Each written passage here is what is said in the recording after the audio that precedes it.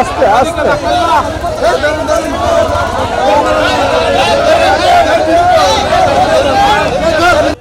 আজকে আমাদের কসবা উপজেলা বিএনপি যুবদল ছাত্রদল অঙ্গ সহযোগী সংগঠন, কসবা পৌর বিএনপি যুবদল ছাত্রদল অঙ্গ সহযোগী সংগঠনের উদ্যোগে কসবা আখড়ার ব্রাহ্মণবাড়িয়া ৪ নমিনেশন পুনর্বিবেচনার জন্যে মানববন্ধনে যারা উপস্থিত হয়েছেন, আমি আমার প্রিয় নেতা, আমার ঘুম ফেরত নেতা, ত্যাগী নেতা, নির্যাতিত নেতা আল্লাস কবির আহমেদ বুয়াবের পক্ষ থেকে জানাই সংগ্রামী শুভেচ্ছা, আন্তরিক অভিনন্দন। আজকে আমরা এই মানববন্ধন আমরা আজকে শুরু করেছি এই কারণেই যে আমাদের কবির আহমেদ বুয়া ভাইকে নমিনেশন থেকে বঞ্চিত করা হয়েছে।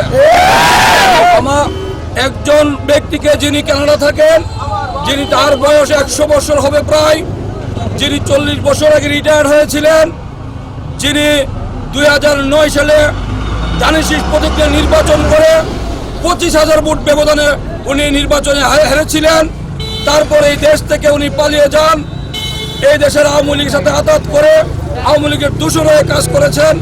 আমাদের পাশে ছিল দুর্দিনে আল্লাস কবির আহমেদ বুয়া ভাই। তারপরও তাকে জনাব মুশফিকুর রহমান সাহেবকে স্যারকে ওনাকে মনোনয়ন দেওয়া হয়েছিল 2018 সালে। উনি ওনার নমিনেশন ব্যাপারে ভুল করে উনি এই কসবা আখড়াকে আমাদেরকে নদীতে ফেলে উনি চলে গিয়েছিলেন। পাশে ছিল আল্লাস কবির আহমেদ বুয়া ভাই, আমাদের জন্য গুম হয়েছেন। যিনি আপনারা জানেন এই এলাকাতে আইনমন্ত্রী, যিনি বাংলাদেশের হাজার হাজার লোককে ক্রস ফায়ার করেছেন, উনার বাড়ি এই কসবা থানায়। উনি আমাদের উপর অনেক নির্যাতন করেছেন, আমাকে ক্রস ফায়ার দেওয়ার চেষ্টা করেছেন এবং আমাদের ছেলেদেরকে যুবদল, ছাত্রদল, বিএনপি সবাইকে জেল, মামলা, হামলা, বাড়িঘর লুটতরাজ, আগুন দিয়ে পুড়িয়েছেন। এবং যারা আজকে মুশফিকুর রহমান স্যারকে বাংলাদেশে এনেছে তারাই ছিল আওয়ামী লীগের দূষণ, তারাই আওয়ামী লীগের দূষণ হয়ে আমাদের ছেলেদেরকে মামলা হামলা দিয়েছে। আর কবির আহমেদ বুয়া ভাই আমাদের সাথে রাজপথে ছিল, মিছিলে, মিটিংয়ে ছিল। আমি আপনাদের সামনে আজকে সাংবাদিক সামনে একটা কথা বলবো, আপনারা তাদেরকে জিজ্ঞেস করুন জনাব মুশফিকুর রহমান সাহেব স্যার উনি আমাদের সাথে কোনো মিছিলে ছিল কিনা। উনি আমাদেরকে জেলখানায় দেখে নাই, আমাদের পরিবারের খোঁজখবর নেয় নাই। কবির আহমেদ বুয়া ভাই রক্ত দিয়েছে আমাদের জন্য। এই নমিনেশন পুনর্বিবেচনা করে কেন্দ্রীয় নেতৃবৃন্দর কাছে আমি আবেদন রাখবো, এই নমিনেশন পুনর্বিবেচনা করে কসবা আখড়ার সাধারণ মানুষের দাবি আমাদের আল্লাস কবির আহমেদ নমিনেশন দেন। এই দানিশিস প্রতীক নিয়ে উনি বিপুল বিজয় লাভ, আমরা বিজয়ী হতে পারবো। নইলে আমরা উপজেলা বিএনপির সভাপতি আছেন, যিনি দীর্ঘদিন রাজনীতি করেছেন, বাবার সাথে রাজনীতি করেছেন, অ্যাডভোকেট ফখরুদ্দিন আহমেদ খান, উনি জানে, আমরা সকলেই জানি যে কবির আহমেদ বুয়া ভাইকে নমিনেশন না দিলে এই আসনটি আমরা রক্ষা করতে পারবো না। আপনাদের মাধ্যমে আমাদের এই মেসেজটাকে অবশ্যই পৌঁছাবেন। আমি আপনাদেরকে আরেকটি কথা বলবো, আপনারা জানেন অনেকে অনেক কথা বলে, অনেকে আজকে আওয়ামী লীগের দূষণ হয়ে এই কসবার মাটিতে এসে আওয়ামী লীগের সাথে আঘাত করে যারা আমাকে মামলা, হামলা, জেল, জুলুম কাটিয়েছে, তারা আজকে বড় বড় কথা বলে। 2009 সাল থেকে যে সাবেক সভাপতি, সেক্রেটারি ইলিয়াস সাহেব এবং ইকরিম সাহেব ছিলেন, 2009 সাল থেকে 2021 সাল পর্যন্ত একদিনের জন্য জেল খাটে নাই। আপনাদের সামনে যে আইনমন্ত্রীর এলাকা, যে এলাকাতে আমরা জেল, মামলা, হামলা কেটেছি, ক্রস ফায়ার হয়েছি, সেই এলাকাতে উপজেলার সাবেক সভাপতি, সেক্রেটারি সাহেব কেন একদিন জেল খাটে নাই? কেন তাদের নামে একটি মামলা নাই? জনাব মুশফিকুর রহমান সাহেব, উনার নামে একটি মামলা নাই, উনি কেন একদিন জেল খাটে নাই? উনি কেন আমাদের নেতাকর্মী খোঁজখবর নেয় নাই? আমাদের পাশে ছিল আমাদের কবির আহমেদ বুয়া ভাই, আমাদের রক্তে আগুন লেগেছে। যতদিন পর্যন্ত কবির আহমেদ বয়াকে নমিনেশন না দিবে আমরা এই মাঠ ছেড়ে যাব না। তার কঠোর কর্মসূচি আছে, এই কর্মসূচি আমরা অবশ্যই পালন করব। আমাদের দাবি অবশ্যই মেনে নিতে হবে। একজন 90 বছরের একজন মানুষ দিয়ে এই কসবার মাটিতে নির্বাচন করা যাবে না। কসবা একটি পাহাড়ি এলাকা, আপনারা জানেন। সে এলাকাতে আখড়া, সে এলাকাতে উনি 10 মিনিট পায়ে হেঁটে নির্বাচন করার সুযোগ নাই। কেন ওনাকে একটি নাটক সাজিয়ে যারা এমপি করার যোগ্যতা নেই তাদেরকে এমপি বানিয়ে, ঐক্য বানিয়ে, মিথ্যা বানোয়াট একটি নাটক সাজিয়ে ওনাকে সাপোর্ট করে ওনাকে নমিনেশনের সম্ভাব্য প্রার্থী করেছে। আমি অবিলম্বে বলবো কেন্দ্রীয় নেতৃবৃন্দকে, আপনারা এই কসবা আখড়ার সাধারণ মানুষের কথা শুনে কবির আহমেদ বুয়া ভাইকে নমিনেশন দেন। কলিজায় আগুন লেগেছে, আমাদের বুক ফেটে গেছে। কবির আহমেদ বুয়া ভাইকে নমিনেশন দেন নাই। আমি আপনাদের কাছে আবারও হাত জোর করে বলি, কসবা উপজেলার সবচেয়ে নির্যাতিত ব্যক্তি হিসাবে রক্ত দিয়েছে এই মাঠে।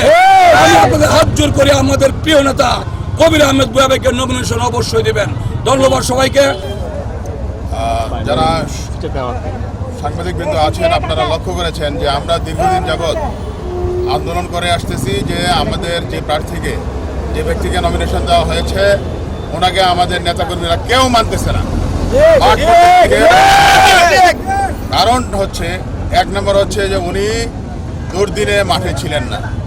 উনি মাঠে ছিলেন না, নেতাকর্মীদের কোনো খোঁজ নেন নাই, এবং যে হামলা মামলা জেল যেভাবে নেতাকর্মীরা এই নির্যাতিত নিপীড়িত হয়েছে তখন উনি তাদের পাশে ছিলেন না। শুধু কসবা আখাউড়ার মাটিতে না, আমরা ইভেন ওনাকে ঢাকা, কুমিল্লা, সিলেট, চিটাগাঙে আমরা বহু জায়গায় মহাসমাবেশে গিয়েছি, আমরা কোথাও একদিনের জন্য ওনাকে পাই নাই। কাজে ওনাকে কেন মানবেন নেতাকর্মীরা? আজকে লাখো নেতাকর্মী জড়ো হয়েছে নয়নপুর থেকে এই কসবার শেষ সীমান্ত পর্যন্ত 20 কিলোমিটার ব্যাপী আজকে লাখো নেতাকর্মী ঘর থেকে বের হয়ে এসছে। আমাদের একটাই দাবি যে আপনারা যে মনোনয়ন আমাদের দলের ভারপ্রাপ্ত চেয়ারপারসন এবং আমাদের দলের মাননীয় মহাসচিব সহ স্ট্যান্ডিং কমিটির সম্মানিত সদস্যবৃন্দ যারা আছেন তাদের কাছে আকুল আবেদন, আকুল নিবেদন যে আপনারা অনতি বিলম্বে এই নমিনেশন, যেটা প্রাথমিক নমিনেশন বলে আপনারা বলেছেন, এটা পরিবর্তন করুন। নাহলে নেতাকর্মীরা যেভাবে বিক্ষুব্ধ হয়েছে তারা আর ঘরে ফিরবে না যে পর্যন্ত না এই নমিনেশন পরিবর্তন হয়। আর যাকে নমিনেশন দেওয়া হয়েছে আপনারা লক্ষ্য করেছেন ওনার বয়স 90-এর উপরে। উনি বার্ধক্যজনিত কারণেও দেখা যাচ্ছে যে উনি হাঁটতে পারেন না, ভালো করে কথা বলতে পারছেন না। এই অবস্থায় উনি এলাকায় আসতে পারছেন না। এই অবস্থাতে একটি নির্বাচন আবাদ, সুষ্ঠু এবং নিরপেক্ষ নির্বাচন হবে। ঘরে ঘরে যেতে হবে, ঘরে ঘরে প্রার্থীকে যেতে হবে, ভোটারদের দ্বার প্রান্তে পৌঁছতে হবে। এটা কোনো অবস্থাতে ওনার পক্ষে সম্ভব না। আর নেতাকর্মীরা কোনো অবস্থাতেই তাকে মেনে নিতে পারছেন না এবং মানবেন না। আমি অতি সংক্ষিপ্ত কথা বলতে চাই, আপনারা আমার নেতাকর্মীদের আবেগ দেখেন, তাদের মনের অবস্থা দেখেন, তাদের যে এই উপস্থিতি, এটা দেখে আপনারা উপলব্ধি করেন যে আপনার এই নমিনেশনটা আসলে সঠিক হয়েছে কিনা। আমরা মনে করি, আমার নেতাকর্মীরা মনে করে যে মোটেও নমিনেশনটা এটা ঠিক হয় নাই, এবং মহাসচিব বলেছেন যে এটা প্রাথমিক মনোনয়ন, যে কোনো সময় বাতিল হতে পারে। আমরা বলি যে আমরা আর বিলম্ব না করে, আর কষ্ট আমাদের নেতাকর্মীদেরকে না দিয়ে, বিগত 17 বছর এই নেতাকর্মীরা জেল হাজত খেটেছে, এক রাত্রের জন্য ঘরে ঘুমাতে পারি না। এই যে আমার মহাসচিব, তাকে 30টির বেশি মামলা তাকে দিয়েছে, রিমান্ডে নিয়েছে 30 বারের বেশি। এই যে যারা আছে শিমুল, আপেল, এই যে মেহারি সভাপতি আওয়াল সহ যারা জুয়েল এখানে আছে, যারা আছে কেউ বাদ নাই। যে রবিউল আছে, রবিউলের মার লাশ থেকে 3 দিন পর আমি তাকে জেল থেকে আমরা জানাই দিয়েছি।